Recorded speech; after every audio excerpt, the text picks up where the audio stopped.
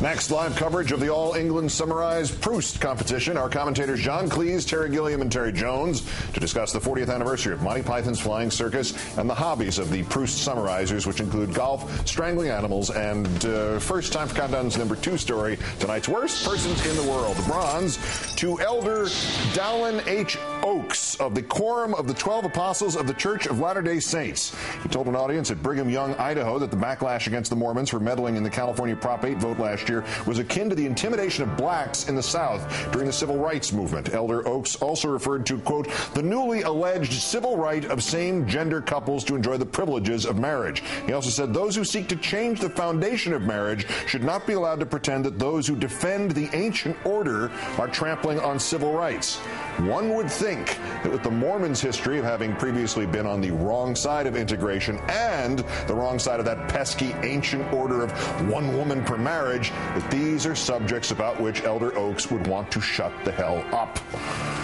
Runners-up Bill O the Clown and Britt Hume of Fix News said Bill O, quote, when President Bush was in trouble in Iraq, this network and this program and your program as well routinely hammered President Bush on Iraq. Said Hume, we were very faithful about covering all the bad news that came out of Iraq. Said Bill O, there was no cheerleading. Which universe was this in again? Hume said President Bush had put America on an amazing foreign policy path. He said this last year. O'Reilly said that the only reason news organizations were covering bad news from Iraq was, quote, because they want to embarrass the Bush administration. Do you care if another bomb went off in Tikrit? There's little news value in broadcasting daily bombings. He said that 2 years ago. But our winner, Lonesome Rhodes Beck, this is terrific stuff. He installed a red phone on his set, supposedly so the White House could call to complain about Fox News, since it is, in his words, quote, more worried about the war on Fox than the actual war in Afghanistan.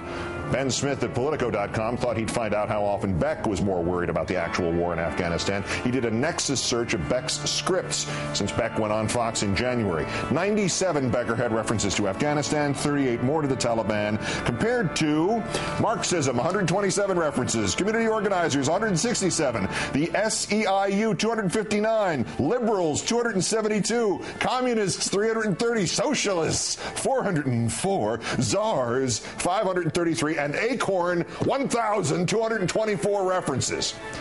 So that's 135 Beck references to Afghanistan and the Taliban, and just 3,316 Beck references to Acorn and other sleazebag smears on the president and his supporters.